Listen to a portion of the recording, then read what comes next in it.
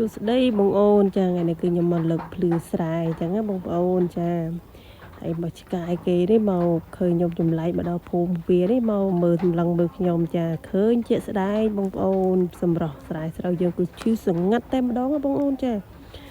មើលឡើងឃីវតែម្ដងចាដល់រដូវធ្លាក់ភ្លៀងជោគជន់គឺមើលទៅទេសភាពស្វាស្រែឡើងឃីវស្រងាត់តែម្ដង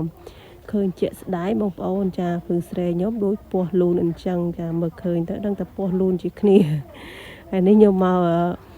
លើកបន្តខាងលិចចាគឺខ្ញុំដើរពីកើតទៅខាងលិចទៅទាន់លើកហើយតែនេះចាំសារ៉េតាមក្រោយអញ្ចឹងចាសារ៉េត្រង់វល់គេមកដីម្ខាងទៀតគេប៉ះពីគេក៏បាក់តែម្ដងចាហើយសម្រស់វាស្រែយើងគឺស្រស់ស្អាតមែនតើបងប្អូនហើយឡើងឃើញស្រងងាត់តែម្ដងមើលទៅឡើងត្រជាក់ភ្នែកណាបងប្អូនចា